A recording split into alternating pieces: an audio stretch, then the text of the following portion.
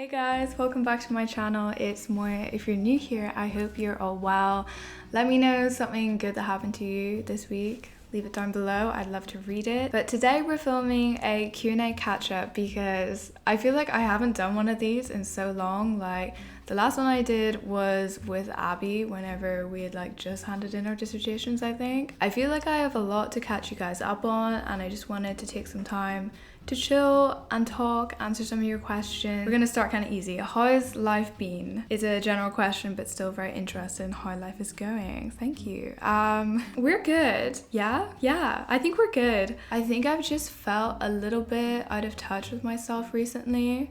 Not even recently, maybe the past few months. Let's talk about some good things though. I finished up my drawing course. I did a live drawing class at the Royal Drawing School in Shoreditch. Would highly recommend. I had such an amazing time. I feel like I learned so much from even just those 5 classes. I really miss the school kind of teacher environment. One thing which I have been doing, which I love, you guys know that I work with Skillshare and I've started taking a few more of their drawing classes. Skillshare is such an amazing online learning community with thousands of classes and I just love the diversity of their classes. Recently I've been doing journaling ones, productivity, but then also doing a few more art focused classes, and specifically the one that I've been really enjoying is start drawing 3 fun freeing exercises to spark your creativity with Carleen Khan. Her work is so nice and what I've loved about this class is it's been really helpful for getting out of creative rut and not taking drawing too seriously, just freeing up your style, experimenting with different techniques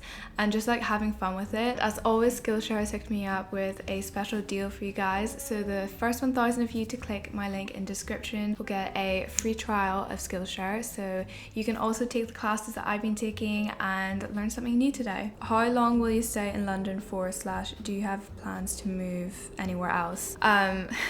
Okay, so I don't think I've said it in a video yet. I think I'm leaving London at the end of April, which is so soon. I really love London and I do think London will probably be my forever home. But for the next few months, I just really want to try other places. It's not fully planned, but I have a Eurostar to Paris booked. I'll probably stay there for a month and a bit. I want to go to Florence and do art classes there.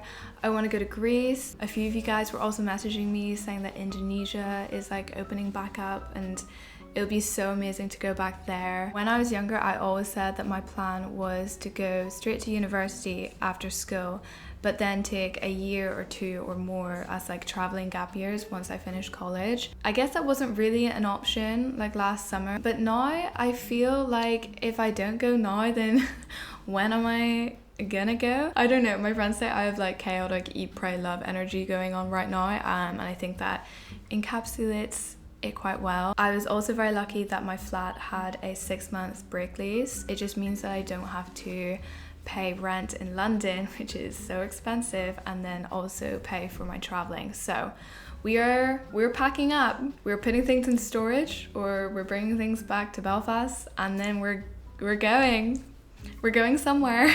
Next question I got is how to cope with being lost and not knowing what you should be doing in life.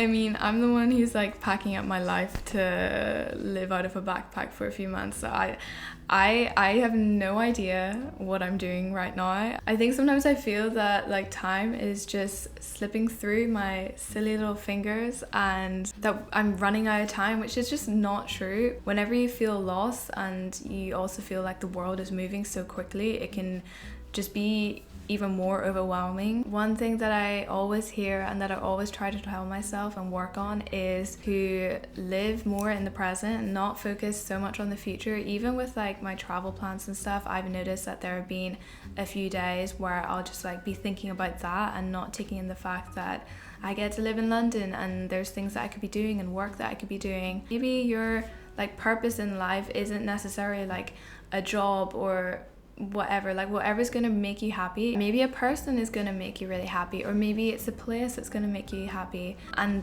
that could be what your life is about and not so much about something you should be doing. Did that make any sense? To continue that train of thought, how to navigate the existentialism and change and uncertainty of graduating uni. Graduating uni was probably one of the biggest changes that has happened in my life so far, and also graduating during COVID just doubled the levels of uncertainty. We not only have our own personal uncertainty, we also have this like whole new weight of global uncertainty on our shoulders. So you're doing great. If you guys have any advice, please leave it down below. We can make it like an open discussion because I most certainly don't have all or any of the answers, and I feel like I can't really give advice. I can only really share my experience of it. For me, the biggest change about graduating was losing that structured routine that college gave me. I don't know how I did it last year. If you watch my videos, like I was waking up at like 6 a.m, working out or going for a morning swim, editing, all before going to the library, and then studying or going to classes, and then after I was either editing, working, or socializing. I don't know, I feel like so much lesser of a human now, maybe because my sense of purpose isn't so focused on a singular thing. It's like simultaneously so exciting but also just so scary that you can literally do whatever you want, especially as an adult. You can just, life is yours to shape and do as you will. I got a lot of questions about living alone and how I found it, and yeah, this one in particular, how to be comfortable being alone and doing things alone. The initial plan whenever I moved to London wasn't to live alone, but there was just a lot of complications, a lot of changes, and it kind of in the moment made sense for me to try and find my own place. Especially with YouTube, I get really self-conscious filming. Even whenever I was living with like my best friends in college last year, I didn't want to impose the internet on a lot of their like personal spaces. So for creating content, it's obviously been quite beneficial to be living alone. I think I'm quite an independent person. I really enjoy doing things alone and taking that time for myself. I think tips for this and what I've learned in the past 6 months of living alone is always try to leave the house, because there have been days whenever I don't leave the flat and I realize that I haven't talked to another human. So I try to go to the gym. Sometimes I just go to the supermarket and walk around to get a sense of being around people. I FaceTime my friends quite a lot. We'll just like cook dinner together over FaceTime, or I'll try and call my parents. Listening to podcasts. It's really nice having voices in the flat. One thing I do miss about living with friends is having that soundboard to just like rant off, or just to like debrief your day and your thoughts. It is easy to get in a hole whenever you live alone, but I don't know, I love it. I'll probably do it in the future again, but I'll also definitely consider living with friends. It's been a really interesting experience, and you gotta learn to enjoy your own company, because at the end of the day, you're gonna have to spend a lot of time with yourself in this life. Okay, let's talk about the pros and cons of London and living here. I got a question: was London life what you expected / how is it actually? London is an amazing city. As I said, I really do feel like this could be a place I see myself long term in the future. It is so big, which is a pro, but honestly more of a con, because people kind of stick to their like borough. If I have a friend like Abby who lives in northwest London, it will take me like 40 minutes on a tube to get there, and that's like without delays and whatnot. I feel like London weirdly felt like home for me quite quickly, because a lot of my friends are originally from here / I have friends from home who moved here. So I've kind of had a lot of my like core people be in the same city as me, which is so nice and I'm so grateful for. I mean, with most big cities, the main pros is that there's just always something going on. There's so many amazing museums, so many amazing galleries. Let's talk about some cons. London is so expensive. My flat is a 1-bedroom near Whitechapel, kind of small but like big enough for one person. No direct sunlight, which I have realized is an issue. I pay $1,300 a month, not including utilities, which usually adds up to an extra $150 a month. I know I chose to live on my own. Like, you can find rooms from like $500 to $900 normally, but yeah, it's the price you pay to live in a city. They're always going to be expensive. I think another thing about London, which I didn't really expect, it can be really intimidating. I feel very intimidated a lot of the time, especially in more creative circles. It's not that anyone is ever mean, like everyone's always really friendly. It's just that people seem to be doing cool shit all the time, and like they kind of have their like thing going. It's really cool and inspiring to see, but it can also be quite intimidating whenever you feel like you don't really know what your thing is. I got a lot of questions about my love life and any dating tea. And if I'm in love. Oh, there's a question about dating apps. Have you tried dating apps? I'm having major app fatigue. I had to get some water and then I had to change my battery because I've been talking for so long. Let's talk dating in London.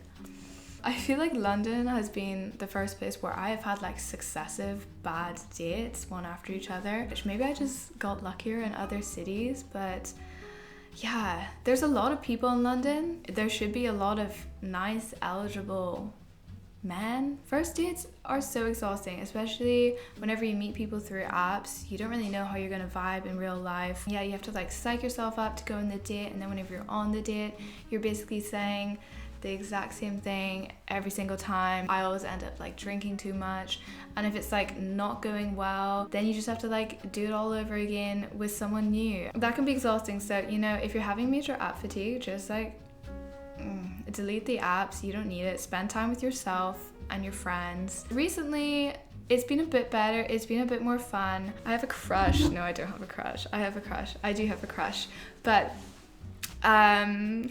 I was listening to Lexi's podcast, who she is my fave, and she was saying that her and her friends are doing one different date a month. It's March and I've kept up with that. I've gone on a different first date each month.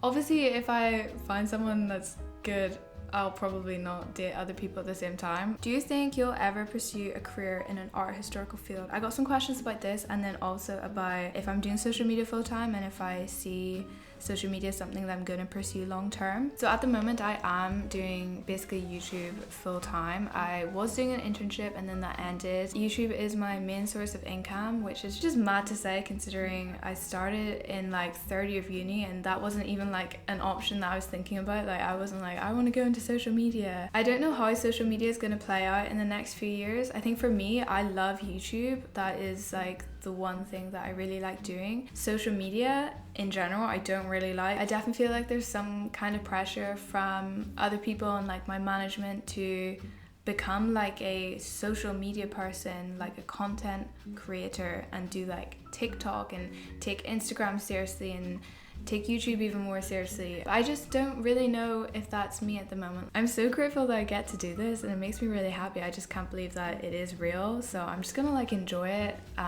in the moment and then see where life takes me after that.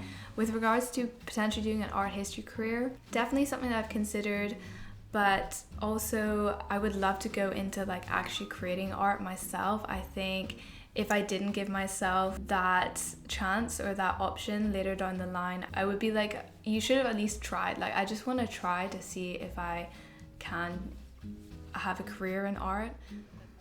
I did have a few more questions to answer about friendships and love and imposter syndrome, but my voice, like I feel like I can't talk anymore, and also the sun is going down. If you made it to the end, thank you so much for watching. I really appreciate each and every one of you. Please leave any comments with any advice that you have. I would also love to hear about it. I hope you guys have a lovely day, a lovely rest of your week. I will talk to you guys soon. I think this video is also going up when I am in New York, so spoiler alert, and I'm so excited. So there's gonna be New York vlogs coming, but okay, I'm gonna go now. Love you, bye.